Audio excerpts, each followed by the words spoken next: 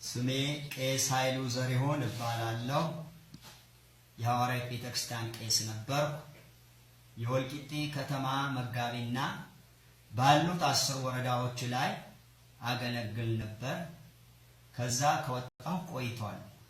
ለምን እንደወጣሁ ባጭሩ አስረዳለሁ። ክብር ለእግዚአብሔር ይሁን። ቅዱሳን ወገኖቼ በሙሉ ባላችሁበት ሰላም ለእናንተ ይሁን።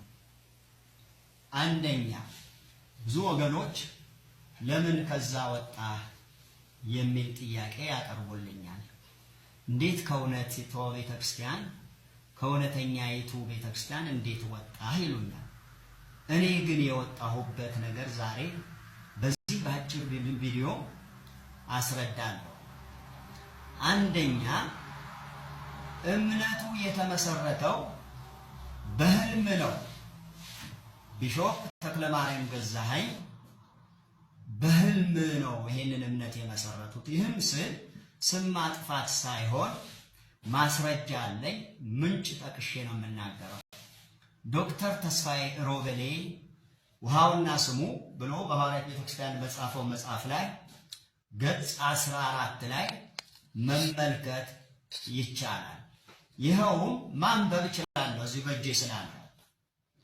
ገጽ 14 በፖስታ ቤት በኩል በተላከልኝ ጽሑፍ ላይ በኢየሱስ ስም ጥምቀት የሰው ስርዓት ወይስ መለኮታዊ መልእክት የሚል ርዕስ ስመለከት አንብቤ ፊቴን አቅንቼ ወደፊት ስመለከት ክርስቶስ ፊቴ ቆሞ ሰውነቱ በዚህ በተዘጋ ልብስ እንደሚከፈት ከፍቶ ሰውነቴ ወደ ውስጡ አስገባና ራሴን በክርስቶስ ውስጥ ገብቼ አየሁት። ራእዩ አብቅቶ ወደ ራሴ ስመለከት ከመደንገጤ ብዛት የተነሳ መንቀጥቀጥ ያዘኝ። የራእዩም ትርጉም ለማወቅ ፈልጌ ኢየሱስን ለመጠየቅ በፊቱ ተደፋሁ። እርሱም ያየኸው ራእይ ትርጉሙ በስሜ በጥልቅ ውሃ ውስጥ ገብቶ በመጠመቅ ያለበሰኝ ሁሉ ራቆቱ እንደሆነ የሚያሳይ ነው አለኝ። ከዚያም እነዚህ ጥቅሶች ተመልከትና ለዳግም ልደት በስሜ ተጠምቀህ ልበሰኝ አለኝ። ጥቅሶቹም እንደ ፊልም በአይምሮዬ ታዩኝ ጀመር። ብዙ ናቸው ጥቅሶቹ ለማንበብ። ወረድ ብዬ ሳነበው ደግሞ ሚስጥሩ ስለገባኝ እየተቁነጠነጥኩ ለባለቤቴ በስሜት መሰከርኩላት። እሷ ግን ተቃወመችኝ። ነገር ግን ኢየሱስ ሊገልጥላት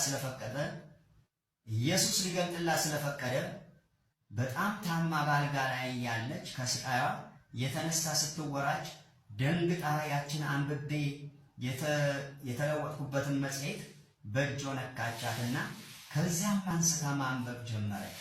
እያነበበች ሳለች ኢየሱስ በሽታዋን ይወስደውና ትፈወሳለች። በሽታዋን ስታዳምጥ ምንም የለም። ከአልጋዋ ወርዳ ብትቀመጥ ምንም የበሽታ ስሜት የለም። በደስታ እየዘለለች ጠበቀችኝ።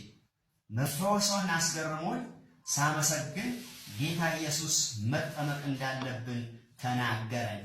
ወዲያውም ወደ ወንዝ መሄድ ስንጀምር በመንገድ አቁሞን ጽሑፉን ወደ ላኩልን ሰዎች ሄደን እንድንጠመቅ አዘዘንና ሄደን ተጠመቅን ይላል። እዚህ ጋር ይሄ ጻፊ እንዳስቀመጠልን ዶክተር ተስፋዬ ሮበሌ እሳቸው የተናገሩት ንግግር ነው እዚህ ጋር ያሰፈረው። በህልም ነው የተገለጠላቸው፣ በራእይ ነው። እንደው አንዳንድ ጊዜ ምን ይላሉ፣ እኛ የጥንቱ የሐዋርያት እምነት ተከታይ ነን፣ ከነሱ የተኮረጀ የተቀዳ ነው ቢሉ ውሸት ነው፣ በህልም ነው። አንደኛ የወጣሁበት ይሄንን ይመስላል። ሁለተኛ የሰባሌዎስ እምነት ተከታዮች ሆነው ስላገኘኋቸው። ሰባሌዎስ በጥንቲቷ ቤተክርስቲያን ላይ አርዮስና ሰባሌዎስ እንዴት እንደተወገዙ የቤተክርስቲያን ታሪክ ይነግረናል።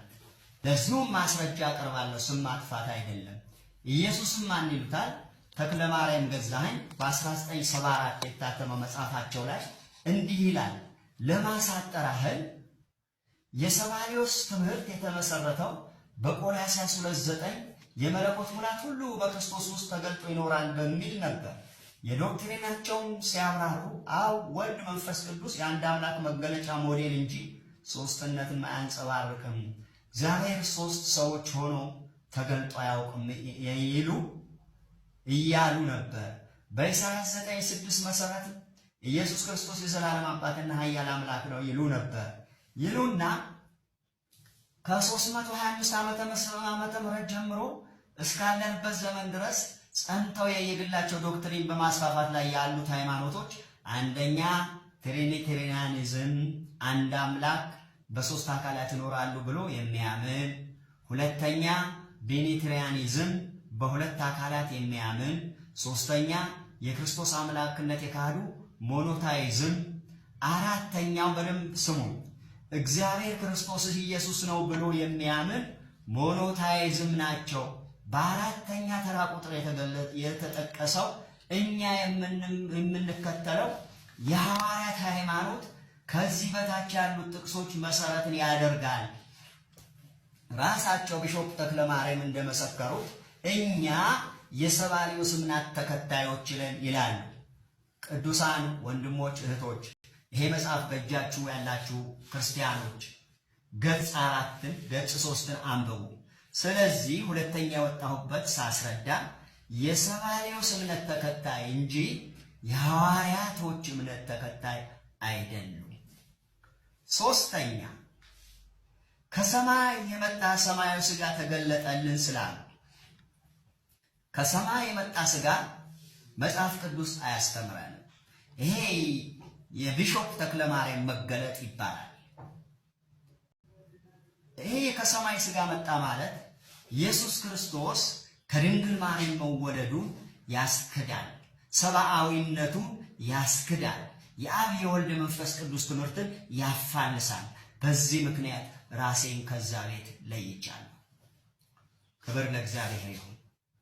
አራተኛ የእግዚአብሔር ልጅ የሆነው ኢየሱስን እግዚአብሔር አብ ነው ስለሚሉ መጽሐፍ ቅዱስ አንድም ቦታ ከማቴዎስ እስከ ራእይ ድረስ ብታነቡ ኢየሱስ ክርስቶስ እኔ እግዚአብሔር አብ ነኝ ብሎ አያውቅም።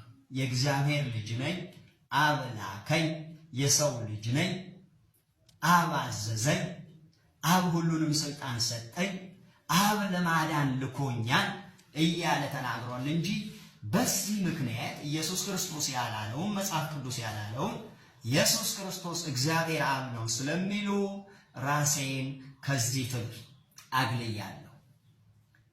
አምስተኛ በአገልግሎት ስም ወደ ንግድ ስለገቡ የንግዱም ስም መክሊት ይባላል። መክሊት ማለት ንግድ ነው።